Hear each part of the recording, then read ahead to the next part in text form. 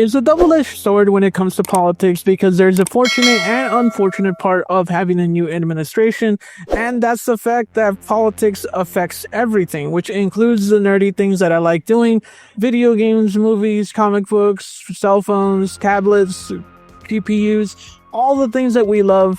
Politics affects, and with a new administration, there's going to be new policies that come in.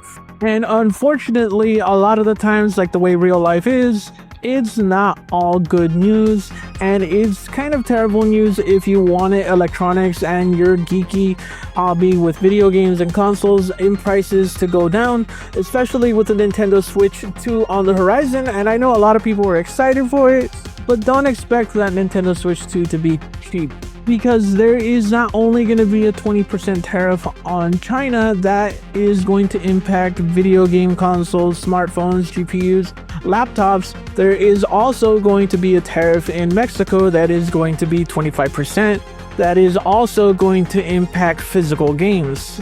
Despite Microsoft, Sony, and Nintendo trying to stave off trying to raise prices when it comes to their consoles, the unfortunate thing is that more than likely they're not going to be able to mitigate a 25% tariff and a 20% tariff when it comes to importing games. What they were trying to do was have a stockpile of consoles in the country that would help mitigate that kind of thing. But unfortunately, that is not going to stave off with prices going up. And the news only gets worse when we hit into the physical realm of things when it comes to video games or DVDs or Blu-rays. The unfortunate thing is this is going to accelerate the end of physical games, because in order for games to be imported into the United States, a lot of the times they go through Mexico. And if it wasn't bad enough that PlayStation, Nintendo, and Microsoft wanted to make physical games a thing already to go away and to go fully digital in order for them to get that sweet cash that they really want, and not have to spend a 30% split when it comes to people selling them at their vendors like GameStop, Best Buy, Walmart, and all these other stores that you go to get these items.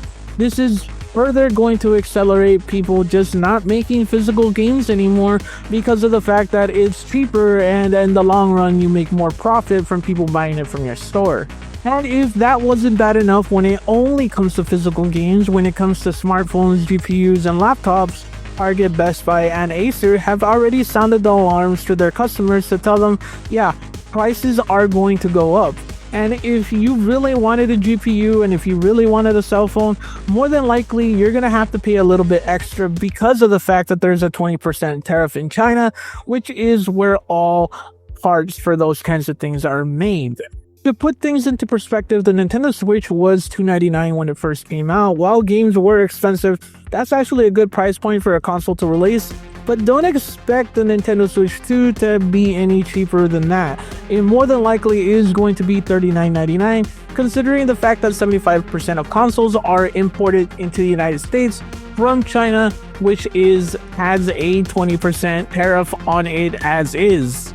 So don't be surprised if the Nintendo Switch 2 costs around $399, or if not $450, because of the fact that there's no way that Nintendo is going to lose profit when it comes to the Nintendo Switch. Nintendo is very much the company that likes to make profit on their console, on top of the fact that they're going to make profit from the software that they're going to release on that game.